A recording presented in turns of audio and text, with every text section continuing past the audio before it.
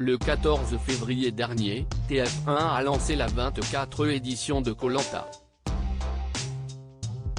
Sur Instagram, des aventuriers sont revenus sur les conditions de tournage de l'émission.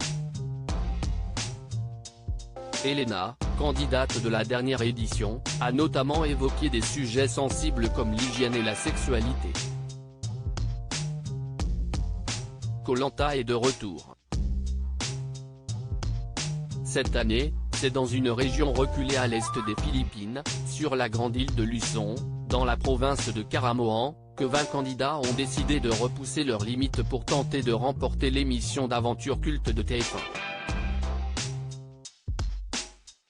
Dans cette nouvelle saison de Koh Lanta, le feu sacré est un pouvoir immense, symbolisé par le talisman en pierre de lave. Lors du dernier épisode, diffusé le mardi 14 mars, Tania a été éliminée. Lors d'un récent entretien accordé à Voici, la Benjamine de l'aventure est revenue sur son élimination. Dès le premier jour, j'ai été mise sur la sellette. Il m'avait clairement dit que Célia sortirait, puis moi, puis Benjamin. Je ne leur en veux pas, si est un jeu, et j'étais la proie facile à abattre. Pourquoi s'attacher à moi alors que j'étais censé partir? Je pense qu'il y a eu un problème d'affinité dès le début.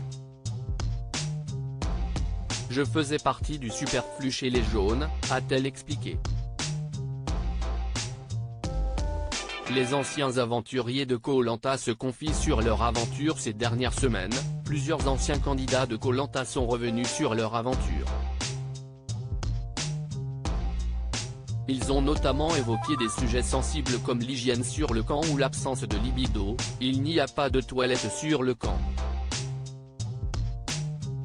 Si est pipi caca nature, soit la mer, soit la plage, a expliqué Elena, Relay Pure Média. Afin de faciliter la vie en communauté, les aventuriers ont décidé de choisir un endroit pour faire leurs besoins au même endroit. Si tout au bout du camp, à droite, il y avait un petit renfoncement et on s'est dit que tout le monde allait faire ses besoins là pour que ce ne soit pas éparpillé un peu partout. Petite précision, vu qu'on ne mange rien ou extrêmement peu, ne pensez pas qu'on va aux toilettes tous les jours, si très espacé. Je pense qu'on ne compte même plus le nombre de jours où on ne fait rien du tout, a-t-elle ajouté. Concernant les protections hygiéniques, Elena a confié sur Instagram que la production leur fournissait le nécessaire. Si une émission de survie, mais ils nous donnent quand même des protections hygiéniques. On n'a pas de papier de toilette, on n'a rien de tout ça, mais on a des protections hygiéniques sinon ça partirait en bain de sang sur Koh Lanta et ce n'est pas le but, a-t-elle ajouté, avant de confier que les candidats n'avaient aucune libido sur place. Des confidences sincères.